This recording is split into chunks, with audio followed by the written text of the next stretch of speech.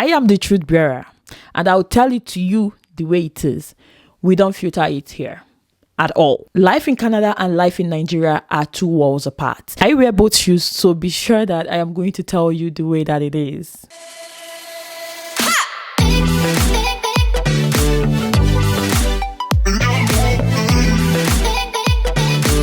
Hi my loves, welcome back to my channel. My name is Mara. If you're seeing me for the very first time, I'm a Nigerian who is currently living and schooling in Canada. I love to make lifestyle content, immigration tips here and there to help you if you're intending to move to Canada as well, and a lot of fun stuff in between. If you're returning, you already know you are the MVP. My heart beats for you. I love you, love you, love you so much. I'm going to clock 2 years in Canada in August of 2024, and so I think that I've lived here long enough to, make a comparison of what life in Nigeria is like and what life in Canada is like. Everything I'm going to share in this video is strictly my experience, okay? So you guys don't come for me. It's strictly my experience. Feel free to drop your experience or what you think in the comment section. This video is by no means comparing people or individuals living in these two countries. It's just like sharing what I think are the striking difference between living in these two countries. First of all, let's get into cost of living. Yes, that is the number one on my list, okay? I've been talking to folks in Nigeria lately and my friends back home as well. I've been kind of like talking to them, and everybody seems to be complaining about, the standard of living in Nigeria. And this is something I can really share and resonate with quite well, because I left Nigeria just 2 years ago, and it's so mind-blowing that people are telling me, when you left Nigeria was still and I am just imagining when I was in Nigeria and how difficult I thought it was, and just thinking that people currently feel like it's worse. I'm like, that must be living hell. So cost of living, I don't currently know what it is right now, but I know people tell me, so I can imagine. And because I've lived in Nigeria, I know how hard it is. I heard that a bag of noodles that we buy for 3,000 or so, I don't remember how much it was before I left, is now sold for 13,000. You guys, if you have an updated amount of what things or groceries and food items go for in Nigeria, please drop it in the comment section, because this is a topic that I feel is sad, but I just want to talk about it. I really just want to know, because how did we get there? I think that cost of living in Nigeria is quite high, is on a rise, especially comparing it to what people earn. It's crazy. Imagine someone that earns a salary of 30,000 having to buy a carton of noodles for 13,000. It's just, these things are just things I can't even place in my head. I can't even begin to imagine how difficult it is for people. So I think that cost of living in Nigeria right now I think it's difficult for sure, but at the same time, where I'm coming from is trying to place it side by side what people are earning. It just doesn't make sense. It just doesn't add up. And then coming to Canada, I think that the few times I've gone to the grocery store lately, I always want to complain. And sometimes I want to come on YouTube and rant. But I feel like if I rant, if this video gets to someone that doesn't quite understand where I'm coming from, they're going to think that I am privileged, but I'm complaining. But no, it's not exactly that. Cost of living in Nigeria is high and difficult. But also, cost of living in Canada is also on a rise. So I'm saying this if you're intending to move from Africa, Nigeria, Ghana, wherever you're watching me from, to Canada. Cost of living is also not the cheapest.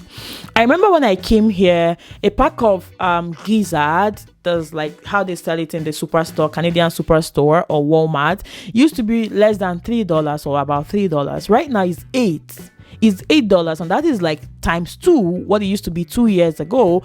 And a friend that has been here longer even told me that it used to be around $1 something when he just came here, right? So you begin to see that it's also affecting everybody. The cost of living is affecting everybody, but it just doesn't make sense when I compare what people make in Nigeria and how much the cost of living is. Whereas for Canada, somehow you would be able to afford it, right?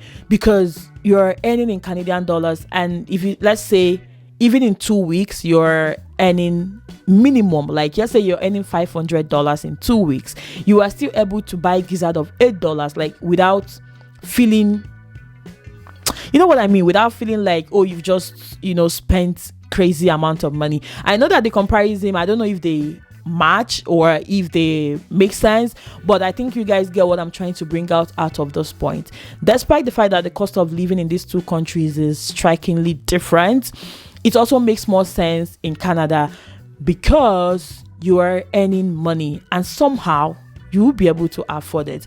I bought 4 tubers of yam. You guys are going to see that in a vlog. I bought 4 tubers of yam a couple of weeks ago for $25 for 4 of them. They are quite small though, not so big, but I saw someone on was it TikTok or Instagram complaining they had bought 1 tuber of yam for 4,000 naira. That is insane. Someone is even telling me that it actually goes for as high as 5,000 and 6,000. Come on. And I now tease the person. I'm like, if you can't cut the yam, you can't be say the yam spoil. Like, imagine you now peel the yam and the yam is bad. Come on. It just doesn't make sense, the cost of living in Nigeria. So just know that it's difficult in Nigeria, but it's also not the easiest in Canada, but it's something that you can really afford. The next one is taxes. Oh my goodness. I remember the job I was doing in Nigeria before I came here. I would calculate VAT for payment and stuff like that. So I know that they pay tax in Nigeria, some businesses, but I really don't know how the taxing system works in Nigeria because at the end of the day, we don't really see what they do with the tax. So I don't even know if they charge the tax and use it for something else or if they don't. So I don't know about taxing in Nigeria.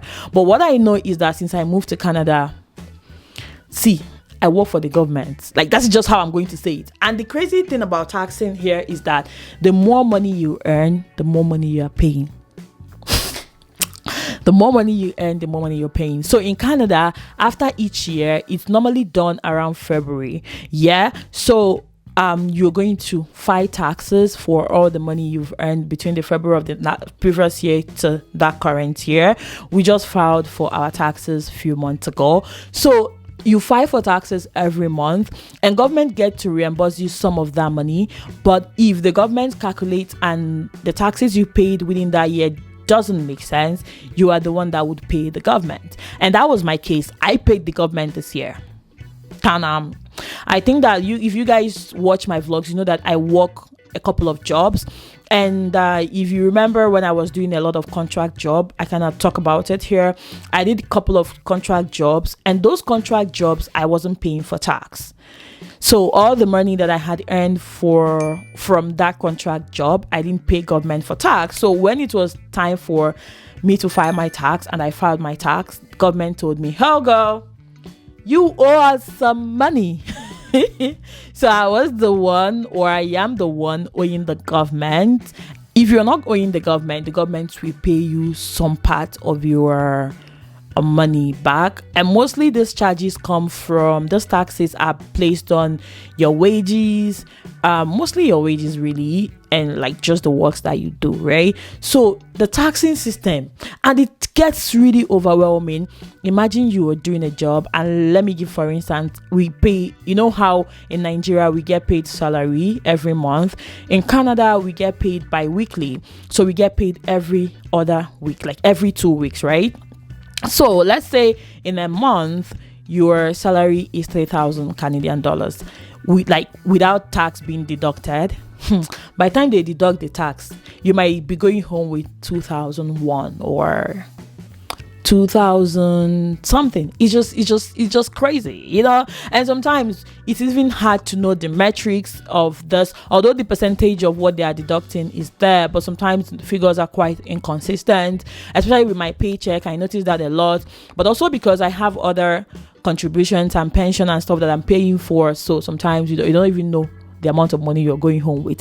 But whereas in Nigeria, if you're working and your salary is this, that is what it is, you take it home. So I think that is also that side. But the good part is that at least you're paying the tax and somehow it's counting for something, right? You are seeing the government do a couple of things with this money, okay? And also there's also a part of tax that is very great, or a part of government benefit that is very, very great that I've benefited from. Sometimes government get to pay you climate incentives. I've received that a lot of times. And also, if you're living below a certain financial threshold, I don't know, something like that, they get to also pay you maybe after 3 weeks. It just really depends. Government get to give you some money somehow, whereas in Nigeria, the government almost does not care about you. If they can even find a way to milk you, they will milk you. Even in this Canada, do you know that I pay tax for this YouTube channel? I pay tax for it. So you guys watch my ads, watch my videos, like my videos, share, please, I beg of you guys, because we pay tax and we do all of that because they assume that this is a business. Another comparison that I think is very important when it comes to life in Canada and life in Nigeria is culture and conduct.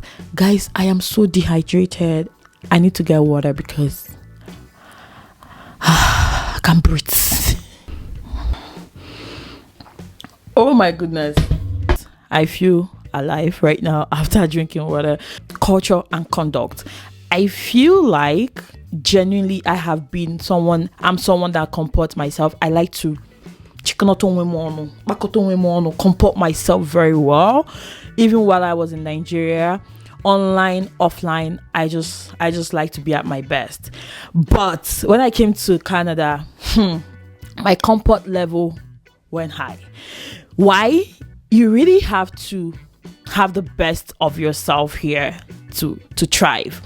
Why do I say that? I think that when I was in Nigeria, of course, I had conduct, but also because the people you see around you are people that look like you pretty much. I'm going to get to that point in the next, point that I'm going to talk about. But for this one, I think that the people you see around you are people that look like you. So you might not necessarily have to put in extra effort to conduct yourself in a better manner. I don't know if you guys get what I mean. These things can be relative. That is just what I think. You might just see things just like every other person sees it. But here you have to begin to discipline yourself down to so many things. The culture is quite different. So you have to conduct yourself to fit into the culture. Do you get what I mean? Just like workplace here, let me give that as an example. I never particularly had a 9 to 5 in Nigeria, so I hope that I don't miss it with this instance. I never had a 9 to 5, but I also worked with people, and I know how people can overstep boundaries, how people don't even recognize boundaries, how people, in the disguise or even in the name of joke or even clearly joking, say things that are demeaning to people. When you even say, they'll be like, I was just joking, But here in Canada, you have to be comported in a way that you just have to act right. So in my workplace here, people are friendly. People are willing to say, oh, hi, how are you? I love what you're wearing. I love that. But you're going to see the tone of like them being very friendly, them trying to be cordial with you, them trying to maintain boundaries with you. People just to even step, in front of you or just walk past you, just to walk past you, they're going to say, oh, sorry, excuse me. They have this culture of maintaining boundary. They're not just going to approach you and say things or like, even before, how another clear example, I know that I'm just saying so many things, but I'm just saying it as it comes to my head. How people will see you and be like, oh, I like your hair, can I touch it? Without even asking you, they'll just touch you. Oh, your hair is nice. And in Nigeria, you just smile. And don't get me wrong, not everybody like this acts in Nigeria, but I know you get what I mean. They might just touch your hair and be like, oh, I like your hair, and you're like, thank you. But here, you dare not touch anybody's hair or anybody's body or anybody's personal stuff without asking them if it's okay. And you might tell someone, oh, I love your hair, can I touch it? The person might be like, oh, thank you, but I don't really like people touching my hair. And that is fine. You're like, oh, that's okay. You're going to always smile as if even when something is not okay, you're going to have to wear a smiling face and be, conduct yourself in the best way possible. So for me, life in Canada and life in Nigeria, I think that people in Nigeria overlook certain things, a lot of things. People don't just pay so much attention to conduct. Whereas in Canada, my dear, prim and proper. You have to, especially in your workplace and even in your school where you meet and interact with other people. When you're with your fellow Nigerians that are coming from back home, fellow immigrants, you can still behave however you want to behave. But trust me, once the table is missed, you gotta conduct yourself. Another thing that I want to talk about is also something that I feel like if you misinterpret it, you might get it wrong. I won't necessarily target racism, but it is in the line of that, or marginalization, or discrimination, or not feeling included. And this is something I have not personally had an experience with. Since I've been living in Canada, I feel included somehow. I know that a lot of immigrants that have had opposite experience might disagree, but I haven't had anybody treat me differently because of how I look. This is also something, it's a lot, because when you move here, you're going to feel different. And because you feel different, you see white people, you see people from other countries or other races, you might start to feel inferior. This is a very huge topic. I think that is something that I experienced too, is the feeling of inferior, or just I'm a very confident person, but sometimes within me I struggle with some of those things. Okay, so it's something that I felt, not necessarily because someone treated me a certain way, but just because I had those conceptions in my head. So I don't think that I have experienced a physical racism, or someone obviously doing something that negates or means racism to me. I haven't experienced that, but I think that I have been the one perpetrating, or like telling myself that I'm different, which you're going to experience because it's normal. What I have actually experienced is being included. I have experienced that because for the most of the organizations I've worked with, or the major organizations I work with, their culture is mostly inclusivity, or inclusiveness and diversity. So I have kind of felt included and loved in the environment where I've belonged. But again, I know that a lot of immigrants have like different stories to tell. For instance, there is a course I'm taking currently right now. It's one of the courses I'm taking this spring to wrap up my program. Oh my goodness. People have experiences. Trust me, I am the only black. Am I the only? Yeah, I'm the only black person in that class, but I'm not the only person of color. There are Indians, and there are like Asians, I think Chinese, yeah, Indians and Chinese, and then there are indigenous people, and there are Caucasians. So it's quite mixed, but I'm the only black person in a class of almost 20, at least 22 also. So I do not even feel excluded because I'm very vocal. I share my points in the class. I do not hold back. Like, nobody can make me feel that way. You know what I mean? But then when some of the people of color share their experiences, honestly, trust me, sorry to use the word, it is very nasty. Oh my goodness, it is very nasty. Some of them have shared what they've gone through here, racism in that sense. Trust me, I felt really bad hearing some of those experiences. There was one that I had to respond to because we have this assignment that we do after each class. So after each class, you write a reflection about the class. So someone had shared her experience with racism. And honestly, as I read it, I could just see myself, fit myself in her shoes. I could empathize with her. It was just something that I couldn't get my head to wrap around why people would do that. And then again, I also have experience in that I used to be a research assistant, which I kind of told you guys that I don't know if I said it. I've stopped my research assistant work because I just couldn't handle everything. So I stopped it about a month ago. So because I also had the opportunity to interview a lot of black students that are currently here. Some of them have really terrible experiences. You know, I don't even want to go into the details, but some of them have really terrible experiences that I can't just fathom how a human being could treat somebody that way or say certain things, you know, to someone. So what am I saying? In Nigeria, you're going to feel included. You're going to almost feel the same. Everybody is the same. I know we have ethnicity, tribes and stuff like that we kind of like go through on a daily in Nigeria, but trust me, it is nothing compared to race. It's nothing compared to race. So in Canada, you might face racism. You might face racism. I know that the culture here, they try to be inclusive, their government and everything, but everybody will not buy that idea, and everybody will not be willing to welcome you, right? So it's something that you have to be open to experience, and it can actually, deal with you mentally. But trust me when I say that a lot of it also comes in, knowing who you are. In this class that I'm kind of like talking about, we've kind of shared a lot of things, and I keep telling them that I feel like no matter what, maybe because I've not experienced it, nobody or no race can make me feel inferior. No, I would only authorize it, and as long as I say no. So just in case you have the fear of that, or you've experienced that, I'm sorry that you did. But my point is that do not let anybody, is when you start internalizing those things that they've said to you, that it really starts affecting you. They are no better than you. That is the point. That is my point. I'm like, they are no better than you. So this is your country. That is the only edge I think that you have. But as long as being a human being is concerned, you're no better than me.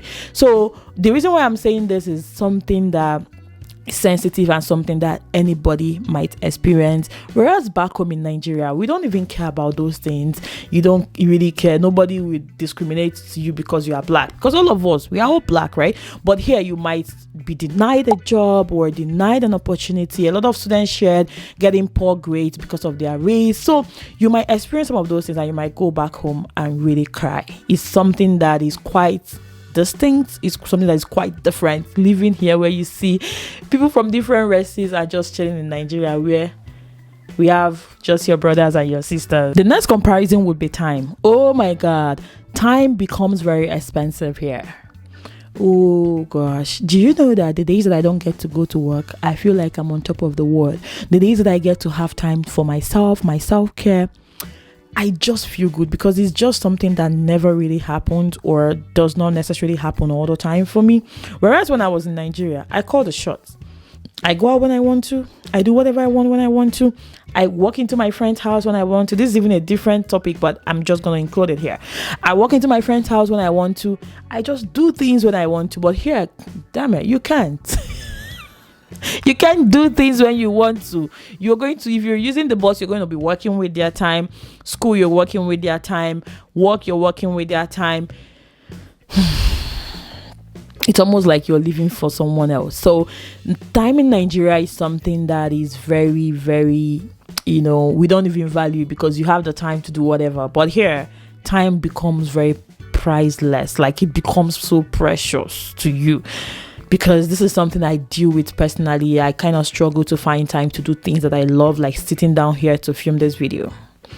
The reason why I'm filming this video is because I'm currently not working, but I kind of hinted you guys in a vlog that you guys are gonna see, okay? You guys must be surprised to see a different person from the person that's been talking to you guys. Oh my goodness. Okay, I'm going to explain. So the day that I filmed this video, that you guys are watching was a few days ago, or a week ago or so. Then yesterday I tried to push the videos into my system from my M card so that I can edit, only for me to find out that I don't have the footage. I don't know what happened. I could swear that I recorded the second part, like the concluding part of this video, but I can't find it anywhere.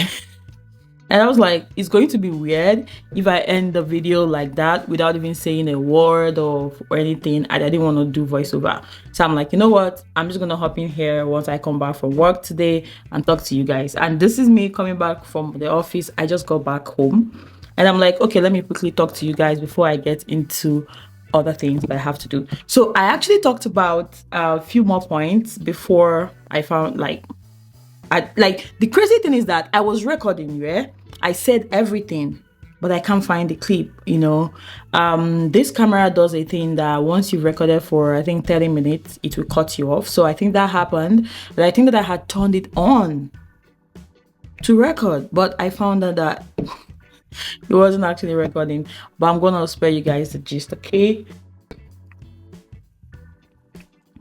Who told me to become an adult, by the way? Okay, enough of the rants. Let's conclude this video. So the next thing that I have on my list when I think about life in Nigeria and life in Canada is freedom. And this is quite relative, honestly. And the freedom that I mean here in the sense is that if you're the type rather that you stayed with parents, or you had parents in your business, you know, while you were back home, it's slightly different.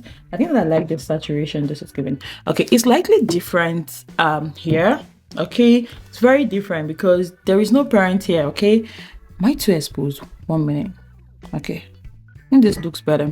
So there is no parent here to tell you do this, do that. Okay, you are on your own. It's not as if parents will not know your whereabouts, or family or friends will not know what you're doing, but they're not really here. So if you want spoil, that's why I say picking way one spoil go spoil, because if you want spoil this place, you have the freedom. Nobody cares. Nobody is in your business. People here are, everybody, you know, minds their business, so you can really do whatever you want to do with your life, and nobody cares. Okay, nobody cares.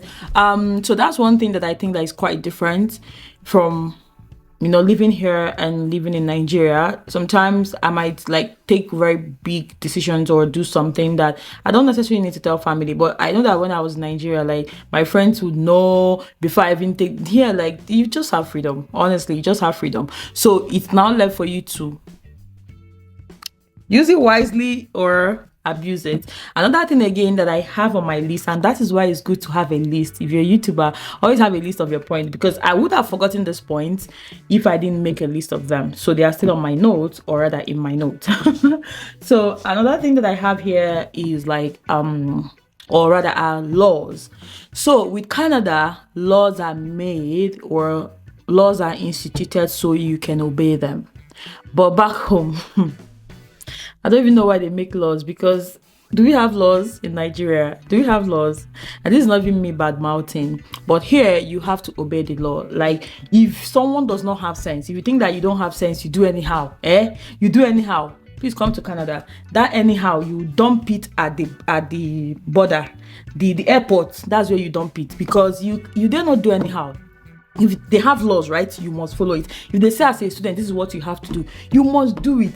Laws are not made for you to break it and then you now get penalty. Of course you get penalty, but it's not just about penalty. It comes with serious repercussions, right? Let's take for instance, you're a student and they say students are not allowed to work more than 10 hours. That is an instance, okay? That's not the situation. And you work more than 10 hours. They might not even stress you then, but woe betide you that they find out when you're about to get your postgraduate work permit. You're going to be in serious trouble, right? I know I heard of a story a few weeks ago of some people from our place, Nigeria, that were deported because of certain issue. I think that the story someone told me, okay, I think that something had gone on with, like, it has to do with fraud or stuff, I don't know, and these people were sent back.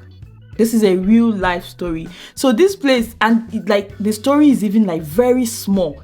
These people the police will just show up at your door.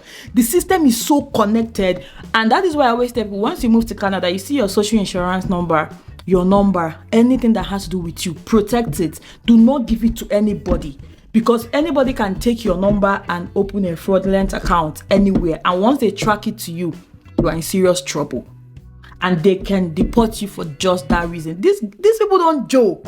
They don't joke. Like, they understand life, they understand structure, they understand system. Even in your workplace, there is system, there is structure. You have to follow it. Like, oh my goodness, how do I explain this? So in Nigeria, you just there people, they do anyhow. Here you can't. And it goes back to what I was saying about composure and conduct, culture. You have to like put yourself together, be at your best. Okay, so here laws are made to be obeyed in Niger. I don't know, traffic laws, driving laws in Canada. Oh my goodness, you do not, like, if you see the way people drive here, it's amazing to me. Because like I drive here, so now I see. Sometimes people will tease me and be like, oh, since you didn't drive in Nigeria, you started driving in Canada. If you go back to Nigeria, you won't be able to drive in Nigeria. And I won't even debate that. I would even be scared to drive in Nigeria because of how crazy the roads and the drivers are. But here, oh my goodness, come and see the road. If you see a pedestrian crossing anywhere, you stop. Like oh god, these people are good. I can't even emphasize how this made me feel when I came here, but how I'll be crossing the road and people will just wait for me. Oh my goodness, that made me feel so good. So laws are made for them to be obeyed, not for you to break them and now come and there are laws that maybe things that you can do and you get penalized, like over speeding, you get serious penalty fee. You have to pay a fee for all those kind of stuff. But then it will get to a point where you might have to face more serious, repercussions. So here laws are made to be obeyed, but in Nigeria, I don't know why laws are there, because it just doesn't make sense. In fact, sometimes innocent people are being penalized for things that they did not do, and then the guilty ones are on the street roaming. Tell me. Okay, so I think the last one that I have here is like eating whatever you want. I think that this point is not even supposed to make it on this list, but because I'm a foodie and I miss eating Nigerian food, okay, you made it here. Okay, here you cannot really eat what you want. Like right now, I'm just coming back from work and I'm super hungry. If I tell people what I want to eat now, nobody can make it for me in this Canada. So I have to eat whatever is available. But if it's in Nigeria, something must fall out somehow. You guys get what I mean? So thank you so much for watching this video. I hope that is helpful. I have a couple of vlogs coming up for you guys. You guys should stay tuned. And this guy is trying to be consistent. I'm going to be updating you guys more in vlogs coming after this video. I love you guys so super much. Do the sweet things. Do not forget to like. Do not forget to subscribe. Do not forget to share. All those sweet things that you guys do. Just do it. Please comment on this video if you're in Canada and you share, or you have some experiences or comparison or things that are quite different from living in Nigeria and Canada.